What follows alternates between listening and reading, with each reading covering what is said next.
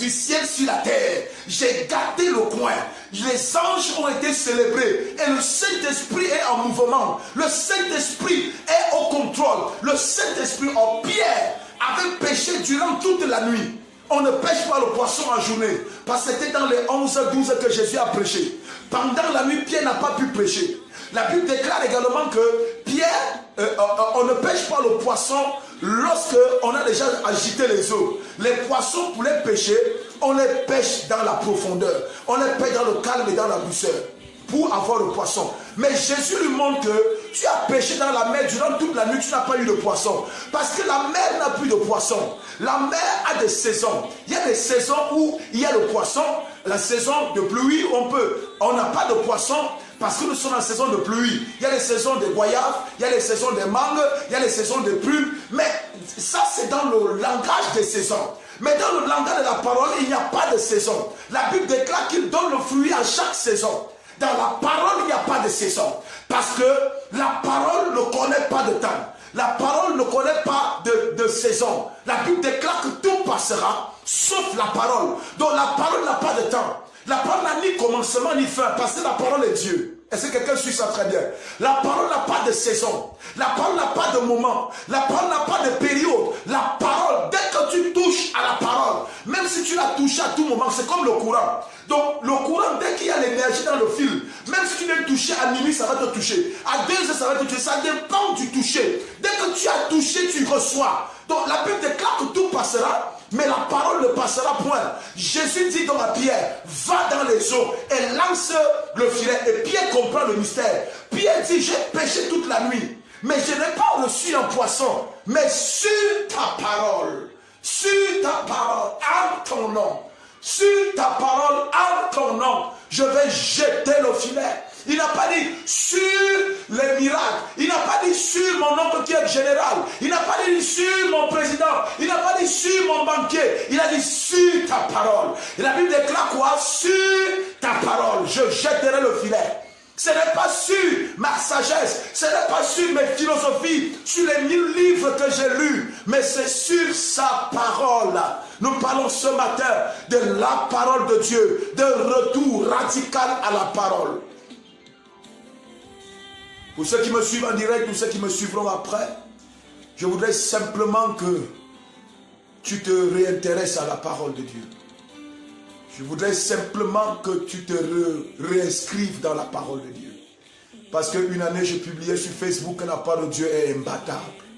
Les actes prophétiques ont leur place, mais c'est la parole de Dieu d'abord. La santé a sa place, mais c'est la parole de Dieu d'abord. Je voudrais que la flamme de la méditation soit réallumée en toi. Que la soif de connaître Dieu soit réallumée en toi. Dieu ne veut pas qu'on cherche le miracle.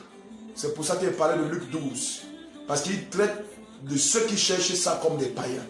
Et un païen, c'est celui qui n'a pas la nature Christ en lui. C'est une personne qui ne connaît pas Dieu. Et Dieu ne fonctionne pas avec les gens qui ne sont pas lui.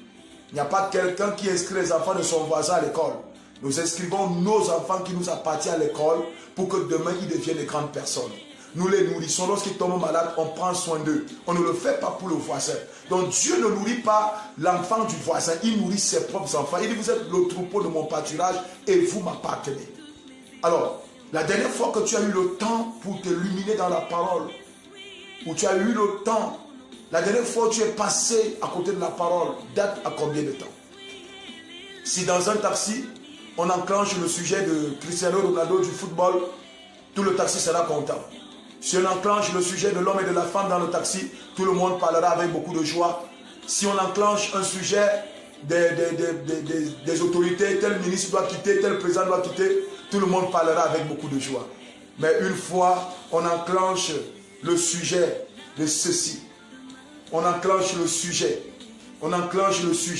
de cette parole. Les gens deviennent tellement mal à l'aise. Les gens deviennent tellement mal à l'aise. Il faut voir dans nos assemblées, celui-là peut rester 2 jours focalisé sur Novelas, focalisé à la télévision, focalisé à Facebook. Mais à l'église, dès qu'il s'assoit 30 minutes, il commence déjà à dormir. Il est en train de somnoler.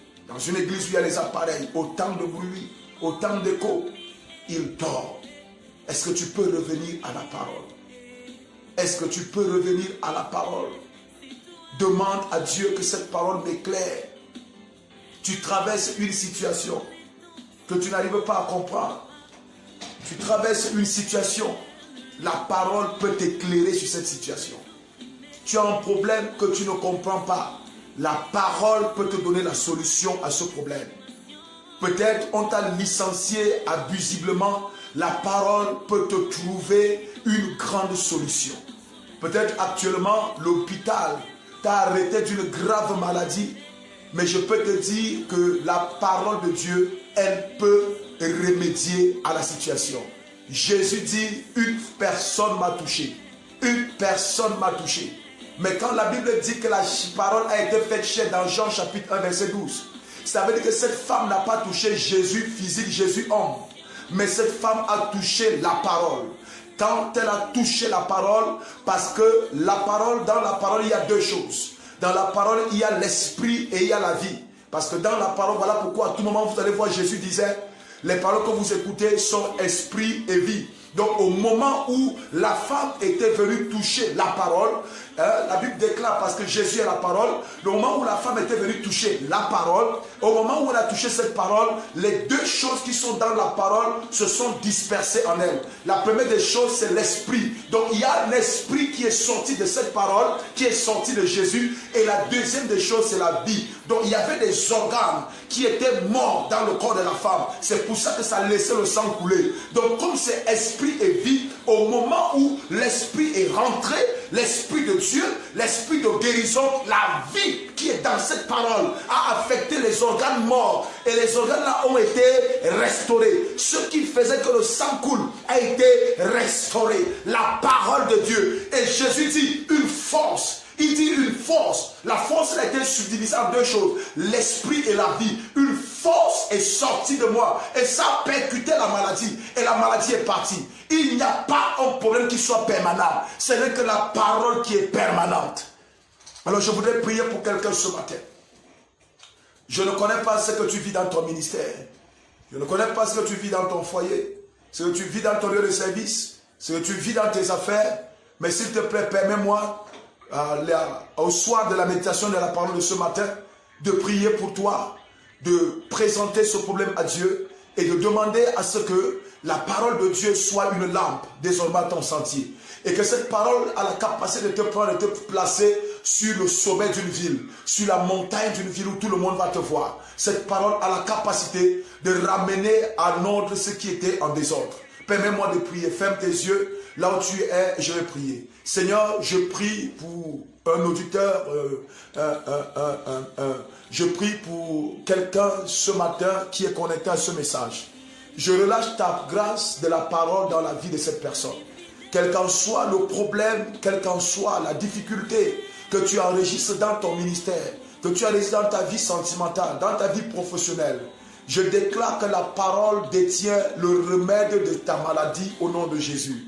Là où même tu es découragé, qu'en méditant, en prenant un engagement ce matin, de courir après la parole, que cette parole t'illumine, que cette parole t'élève, que cette parole te fasse grâce. La Bible déclare que le peuple de Dieu qui marchait avait soif d'écouter la parole. Pendant que tu as soif d'écouter la parole, le miracle attaché à la parole devient tien.